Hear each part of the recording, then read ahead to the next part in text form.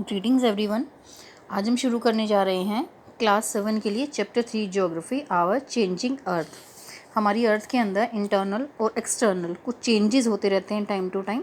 वो चेंजेस जो हैं क्या होते हैं और किस तरह से होते हैं वो आज हम इस चैप्टर में पढ़ेंगे।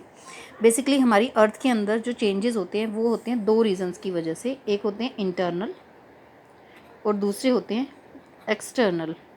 अब ये दो चेंजेस कैसे होते हैं इसको हम समझते हैं। इंटरनल चेंजेस मतलब इंटरनली अंदर से, अर्थ के अंदर से जो फोर्स आ रहा है उसकी वजह से अर्थ के बाहर या एटमॉस्फेयर में या सरफेस के ऊपर, क्रस्ट के ऊपर जो भी चेंजेस आ रहे हैं उसको हम बोलते हैं इंटरनल चेंजेस।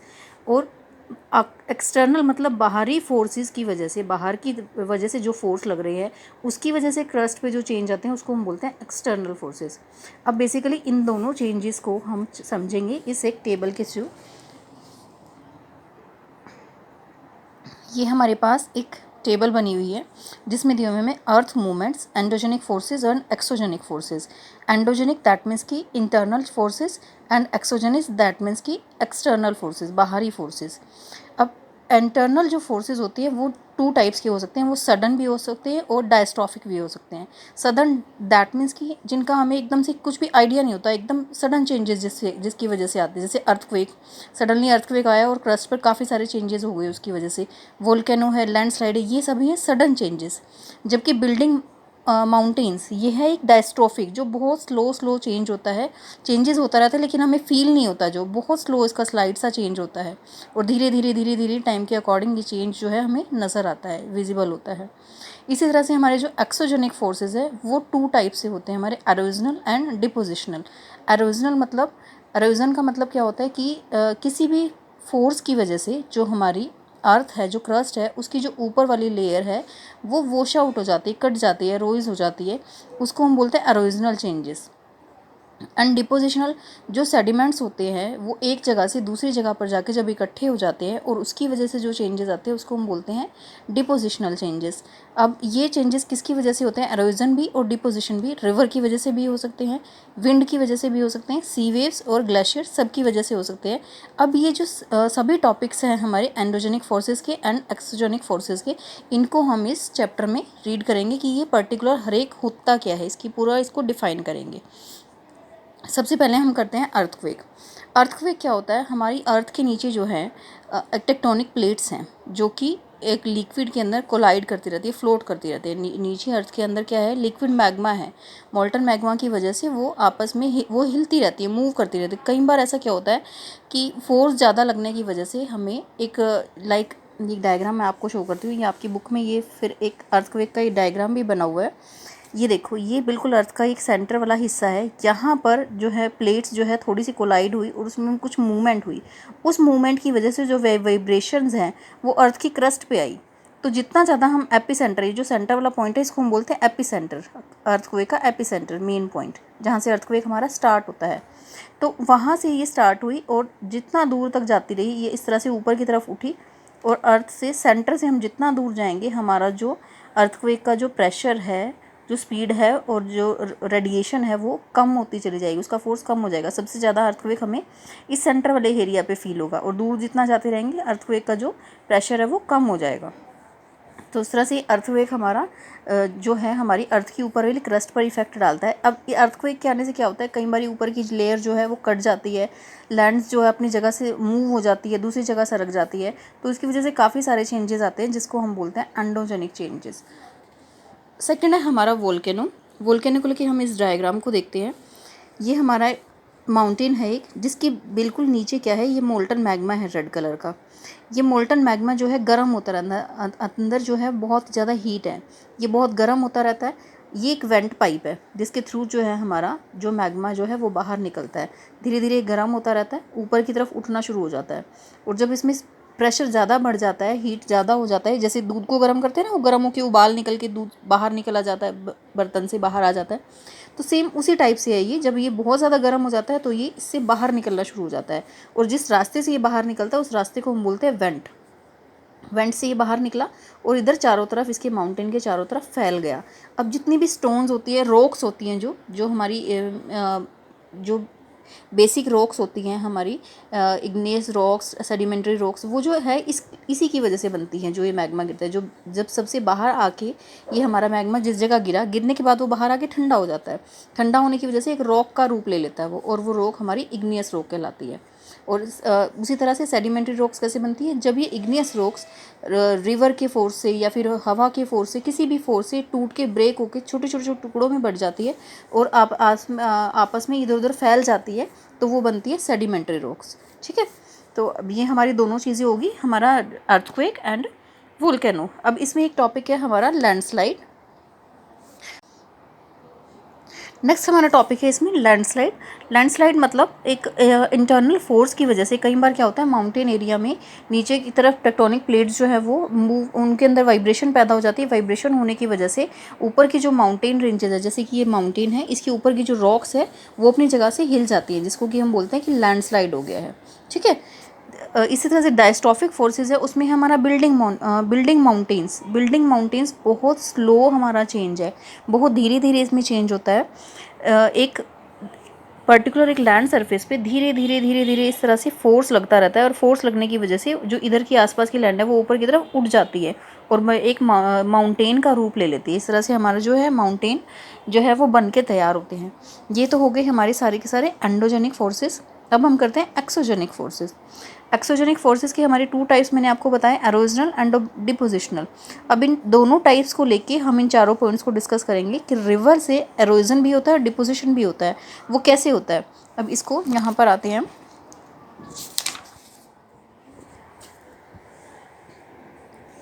ये डायग्राम है एक आपके सामने। इस डायग्राम को हम समझते हैं कि इसमें एरोजन कैसे होता है, डिपोजिशन कैसे होता है और किस तरह से इसमें चेंज आते हैं। Look at the diagram hair. ये रिवर है हमारी, इस शेप में जा रही है, इस शेप में एक रिवर जा रही है। जब ये रिवर इस शेप में जाती है तो इसको बोलते हैं मीएंडर। ये घूमती हुई अगर रिवर जाती है, सीधी रिवर नहीं, घूमते हुए अगर रिवर जाती है मुड़ाव में, तो इन मुड़ाव को, इन कट्स को हम बोलते हैं मीएंडर्स। ठीक है, अब एक रिवर जो है वो एरोजन भी करती है और डिपोजिशन भी करती है, दोनों काम वो करती है। कैसे करेगी वो एरोजन और डिपोजिशन? जब रिवर इधर से, यहाँ से इसका पानी निकलेगा तो इसके आगे की जितनी मिट्टी होगी, जितनी बार वो पानी यहाँ से मूव करेगा उतनी बार वो यहाँ से मिट्टी को कट करते अपने साथ लेके जाएगी, उतनी बार वो आगे की तरफ बढ़ती जाएगी। दैट मीन्स कि जो रिवर है वो अपना रास्ता चेंज कर रही है। पहले वो सिर्फ इतनी गहरी थी, लेकिन धीरे धीरे करके एरोजन करते करते करते करते वो देखो कितनी स्टीप हो गई है, और ज़्यादा स्टीप होती जा रही है। ये है इसका एरोजन। लेकिन रिवर क्या है, उस एरोजन के साथ साथ क्या कर रही है, डिपोजिशन भी कर रही है। अब यहाँ से सेडिमेंट्स उसके साथ जमा हो रहे हैं, इकट्ठे हो रहे हैं, वो अपने साथ ले जाके वो क्या करेगी, आगे कहीं पर छोड़ देगी। तो जिस जगह पर वो सेडिमेंट्स को इकट्ठा करती जा रही है, यहाँ पे देखो वो सेडिमेंट्स को इकट्ठा करती जा रही है, और अब क्या हो रहा है, आगे जा रही है, फिर यहाँ से फिर सेडिमेंट्स को इकट्ठा कर लेके जा रही है अपने साथ, यहाँ फिर एरोजन कर रही है, यहाँ डिपोजिशन कर रही है। एक जगह से वो मिट्टी को कट कर रही है, एक जगह उसको ले जाके इकट्ठा कर रही है। तो दोनों में धीरे धीरे करते करते क्या होगा, देखो रिवर की जब शेप है वो क्या हो गई है। अब रिवर यहाँ से पहले ये ऐसे करके इस लाइन से ऐसे आ रही थी, लेकिन अब यहाँ पर मिट्टी है, सारी रेत भर गया है, यहाँ पर डिपोजिशन हो गया है यहाँ पर।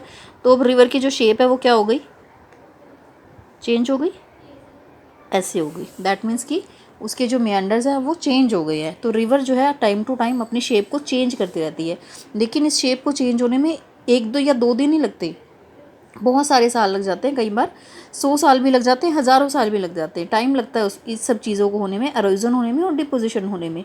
अब इस डिपोजिशन होने और एरोजन होने की वजह से जो इफ़ेक्ट्स आते हैं वो क्या होते हैं। अब यहाँ पर देखो, ये रिवर पहले यहाँ से जा रही थी, सेकेंडली जब इसने डिपोजिशन करना शुरू किया तो ये हिस्सा क्या हो गया, यहाँ पर इस आगे वाले सारे हिस्से में क्या हो गया, सेडिमेंट्स जमा हो गए, और ये एक हिस्सा पर्टिकुलर सा छोटा सा हिस्सा यहाँ पर सिर्फ वाटर रह गया। ठीक है, अब यहाँ पर धीरे धीरे यहाँ पर दोबारा से लैंड हो गया ना, क्योंकि इसमें मिट्टी भर गई, ये रिवर बंद हो गई, रिवर का रास्ता बंद हो गया, रिवर इधर साइड मुड़ गई। तो ये एक छोटा सा हिस्सा जो पार्ट ये इससे अलग हो गया है, इसको हम बोलते हैं ओक्स बो लेक। ये छोटी सी जो लेक बन गई है इसको हम बोलते हैं ओक्सबो लेक। ठीक है, अब ये तो होगी तीसरी चीज़ कि हमने ओक्सबो लेक की। अब इसके बाद क्या होता है, कई बार रिवर में क्या होता है, फ्लड आ जाती है। फ्लड आने की वजह से वो पीछे से बहुत सारे सेडिमेंट्स अपने साथ लेके आती है। तो जिस एरिया में वो अपने सेडिमेंट्स को जमा कर देती है, क्योंकि उसके साथ बहुत सारी फ्लड में बहुत सारे एरिया से निकल के आती है वो, और उसके साथ बहुत सारे सेडिमेंट्स जमा हो जाते हैं। तो जहाँ से वो जिस एरिया से वो गुजरती है और जहाँ पर उन सेडिमेंट्स को जमा करती है, उस एरिया को की फर्टिलिटी जो है वो कई गुना बढ़ जाती है। क्योंकि जिस एरिया से फ्लड स्टार्ट होती है वहाँ करती है वो एरोजन, लेकिन जिस एरिया में जाके उसकी स्पीड कम हो गई, जहाँ उसने सारे सेडिमेंट्स को जमा कर दिया, वहाँ किया उसने डिपोजिशन, वहाँ उसने उनको इकट्ठा कर दिया। डिपोजिशन दैट मीन्स कि उनको जमा करना, इकट्ठा करना। तो उस एरिया को, उस फर्टाइल एरिया को हम क्या बोलते हैं? Flood plain area. Flood plain area, flood की वजह से जो एरिया है, जो जहाँ पर डिपोजिशन हुआ, उसको बोलते हैं हम फ्लड प्लेन एरिया। ठीक है। और वो बाउंड्री, ये वाली बाउंड्री लाइन जहाँ तक हमारा डिपोजिशन हुआ है, जिस एरिया तक हमारा जो है सारे सेडिमेंट्स जमा हुए हैं, उस आउटर बाउंड्री को हम बोलते हैं लेवीज। तो इसके अंदर रिवर के एरोजन और डिपोजिशन के अंदर हमारे जो आउटर क्रस्ट है उसमें क्या चेंजेस आए? हमारी ऑक्सबो लेक बनी, रिवर का रास्ता चेंज हो गया, सेडिमेंट्स जमा हुए, एरोजन हुआ, डिपोजिशन हुआ, और कुछ फ्लड प्लेन एरिया भी तैयार हो गया। तो ये तो था हमारा रिवर्स की वजह से क्या चेंज होते हैं। अब इसके बाद हमारी बुक में जो टॉपिक है उसमें दिया हुआ है कि अनदर थिंग्स भी हैं कि सी वेव्स हैं, विंड हैं, उनकी वजह से क्या चेंजेस आते हैं। अब यहाँ पर आ जाओ, वर्क ऑफ सी वेव्स। अब ये सी वेव्स है, इसमें एक डायग्राम भी बना हुआ है, ये देखिए। इसमें कुछ अलग अलग शेप्स हमें नज़र आ रही है। ये शेप्स कैसे बनती हैं सी वेव्स में? ये हमारा क्रस्ट का जो आउटर सरफेस है। अब सी वेव्स की वजह से इनमें कुछ चेंजेस आ रहे हैं। अब इसको एक डायग्राम के थ्रू मैं आपको बना के दिखा रही हूँ। ये हमारा ओशियन वाटर है, इसके ऊपर ये एक रॉक है, कोई भी माउंटेन शेप में कोई भी एक रॉक है। ओशियन का पानी है, वेव्स हैं, मूव करती हैं, आती हैं और इस जगह टकराती हैं। हर बार आती हैं, इस जगह टकराती हैं। तो बार बार इनके यहाँ पर टकराने से क्या हो जाएगा? एक केव जैसा बन जाएगा, क्योंकि माउंटेन की चौड़ाई भी तो होती है ना। तो बार बार कट करने से वो क्या होगा? उस रॉक को कट करना शुरू कर देगा वो पानी अपने प्रेशर से, और यहाँ पर एक केव जैसा बन जाएगा। तो वो केव जैसी जो शेप होती है उसको हम बोलते हैं सी केव्स। ठीक है। अब इसी केव में अभी भी पानी का प्रेशर तो अभी भी चल रहा है। ये तो है नहीं कि पानी का प्रेशर बंद हो गया। तो पानी का प्रेशर चलते चलते चलते क्या हो जाएगा? ये बिल्कुल रॉक कट होके आर पार निकल जाएगी और एक आर्क की शेप ले लेगी, जिसको कि हम बोलेंगे सी आर्क। ठीक है। अब सी केव्स हो गई, सी आर्क हो गई, लेकिन पानी तो अभी भी चल रहा है, रॉक वहीं पर है, पानी का प्रेशर अभी भी आ रहा है।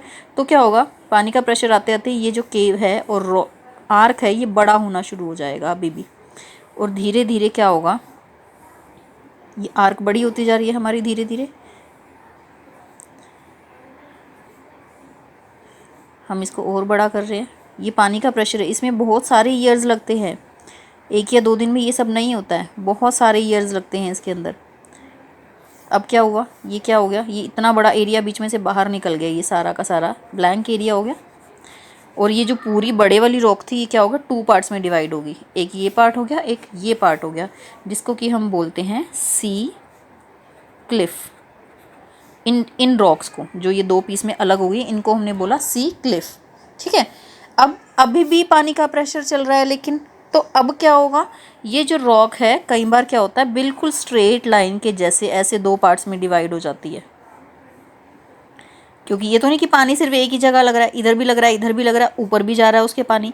तो बिल्कुल ऐसे स्ट्रेट लाइन में डिवाइड हो जाती है, तो उसको हम बोलते हैं स्टैक। ठीक है। तो इस तरह से जो है हमारा जो विंड की सी वेव्स की वजह से जो हमारे स्ट्रक्चर में जो चेंजेस आया वो हमारे 4 थे। सी केव्स बने, फिर आर्क बने, फिर क्लिफ्स बने, एंड देन स्टैक्स बने। ठीक है। अब इसके बाद है हमारा वर्क ऑफ आइस। आइस की वजह से हमारी जो स्ट्रक्चर है उसमें क्या क्या चेंजेस आते हैं। माउंटेन्स के ऊपर क्या होता है? ग्लेशियर्स होते हैं। ग्लेशियर्स मतलब रिवर ऑफ आइस, बर्फ़ की बहुत बड़ी बड़ी रिवर्स जैसा हो जाता है। बहुत ज़्यादा बर्फ़ पड़ती है तो वो ग्लेशियर का रूप ले लेती है। अब इस ग्लेशियर की वजह से क्या होता है? एरोजन भी होता है और डिपोजिशन भी होता है। एरोजन कैसे होगा? जिस रॉक के ऊपर बर्फ़ गिरेगी तो गिरते गिरते क्या होगा, वो उसके जो पार्टिकल्स होंगे उनके अंदर चली जाएगी। अंदर जाने की वजह से क्या होगा, उस रॉक को वो छोटे छोटे पीसेज में कट कर देगी। कट करने की वजह से वहाँ पर क्या होगा, एरोजन होना शुरू हो जाएगा। एरोजन होने के बाद जब वो बर्फ़ धीरे धीरे धीरे धीरे करके मेल्ट होगी तो उसके अंदर क्या होगा, पानी भर जाएगा और वो एरिया जो है एक जो है लेक का रूप में कन्वर्ट हो जाएगा। जैसे इसमें हमें दिखाया गया कि ये ग्लेशियर है, ठीक है। अब इस एरिया में सारे में बर्फ़ गिरी हुई है। अब ये बर्फ़ क्या होगी, अभी तो ये ठंडी है तो इस वजह से ये बर्फ़ है। जब गर्मियों का सीज़न आएगा तो क्या होगा, ये बर्फ़ मेल्ट होनी शुरू हो जाएगी। मेल्ट होने के बाद क्या होगा, कुछ तो एरिया जो हमारी आइस है वो मेल्ट होके रिवर के रूप में नीचे चली जाएगी, और जितने इसके अंदर सेडिमेंट्स है, रॉक सेडिमेंट्स है जो इसने चूरा किए हैं, रॉक्स हैं, वो बर्फ़ की वजह से टूट जाती हैं, छोटे छोटे स्मॉल पार्टिकल्स में डिवाइड हो जाती हैं। वो क्या होंगे, उस रिवर के थ्रू जो है प्लेन एरिया में आ जाएंगी, और जो बाकी है हमारा वो इस एरिया में ही इकट्ठा होकर एक लेक का रूप ले लेगी। जितने भी माउंटेन एरियाज़ होते हैं वहाँ पर जो लेक्स होती हैं वो बिल्कुल फ्रेश वाटर लेक होती है, क्योंकि वो डायरेक्ट आइस के थ्रू बनी हुई होती हैं। और जिस जगह पर ये अपने सारे के सारे सेडिमेंट्स जो हैं, ग्लेशियर्स जो हैं वो इकट्ठे करते हैं, उसको हम बोलते हैं ग्लेशियर मोराइंस। जहाँ पर ये सारे के सारे एक जगह जाकर जमा हो जाते हैं वो हैं कहलाते हैं हमारे ग्लेशियर मोराइंस। इसके बाद वर्क ऑफ विंड, जिस तरह से river, ice and sea waves हमारे स्ट्रक्चर को चेंज करती है, उसी तरह विंड के भी कुछ इफेक्ट्स होते हैं। कई बार क्या होगा, हम किसी डेजर्ट एरिया में गए हैं, मान लो ये एक डेजर्ट एरिया है हमारे पास। अब डेजर्ट एरिया में भी कुछ रॉक्स होती हैं, माउंटेन्स होते हैं। अब ये माउंटेन्स क्या होते हैं, जब इन पे हवा का प्रेशर पड़ता है तो वो भी एरोजन करते हैं, वो भी कट होने शुरू हो जाते हैं। लाइक देखो, मैं एक डायग्राम बनाती हूँ। ये एक माउंटेन है, एयर इस साइड से चलती है, ठीक है, या इस साइड से चलती है। एयर जो है वो नीचे की तरफ ज़्यादा चलेगी, और ऊपर की तरफ जब हो जाएगी तो उसका जो है प्रेशर है वो कम हो जाएगा, तो नीचे की तरफ वो एरोजन ज़्यादा करेगी इस शेप में। यहाँ पर वो कट करती रहेगी करती रहेगी करती रहेगी, तो यहाँ से क्या होगा, ये माउंटेन जो है बहुत पतला हो जाएगा और ऊपर से वो चौड़ा का चौड़ा ही रह जाएगा। तो लाइक ए मशरूम उसकी शेप हो जाती है। जनरली हमें डेजर्ट एरिया में इस शेप के माउंटेन्स जो हैं वो देखने को मिलते हैं, जिसको कि हम बोलते हैं मशरूम शेप माउंटेन्स, ठीक है। ये होते हैं क्योंकि हवा का प्रेशर इधर भी होता है इधर भी होता है, तो यहाँ से जो है रॉक पार्टिकल्स, उससे सेडिमेंट्स अलग होने शुरू हो जाते हैं, वहाँ से एरोजन होना शुरू हो जाता है, और ऊपर वाला माउंटेन जो है एज इट इज़ रह जाता है, क्योंकि वहाँ पर विंड का प्रेशर जो है वो कम होता है, यहाँ प्रेशर ज़्यादा होता है, तो हमारे बन जाते हैं हमारे मशरूम शेप माउंटेन्स। अब एक वहाँ पर होती है सैंड ड्यून्स। सैंड ड्यून्स क्या होता है, ये माउंटेन्स भी डेजर्ट एरिया, ये देखो इसमें ये छोटे छोटे रेत के पहाड़ से बने हुए हैं। ये हवा की फोर्स की वजह से बनते हैं। जिस साइड हवा का प्रेशर रहता है उस साइड एक रेत जो है माउंटेन की शेप में खड़ा हो जाता है, इस टाइप से, उसी शेप में, तो इसको हम बोलते हैं सैंड ड्यून्स। ये सैंड ड्यून्स जो है अपने जो शेप और साइज़ है और अपना जो लोकेशन है उनको चेंज करते रहते हैं। जिस साइड हवा का फोर्स रहेगा उस साइड ये ड्यून्स हमें नज़र आएंगे, ठीक है। अब ये ड्यून्स क्या है, अपने साथ जो है बहुत सारा जो है सेडिमेंट्स उड़ा के लेके जाते हैं एक जगह से दूसरी जगह पर। जिस जगह पर जाकर ये उनको एक जगह इकट्ठा कर देते हैं उस जगह को हम बोलते हैं loess. Here is it, such sediment is deposit in large area, it is called loess. अभी लॉइस एक ये नहीं है कि छोटे से एरिया में बने, कई किलोमीटर लंबे एरिया को भी हम लॉइस बोल सकते हैं, बहुत बड़ा एरिया। जो बहुत सबसे बड़ा जो लॉइस है वो हमारा चाइना में फाउंड हुआ है। तो इस तरह से हमारा ये चैप्टर जो है यहाँ पर कंप्लीट होता है। Thank you for watching my video.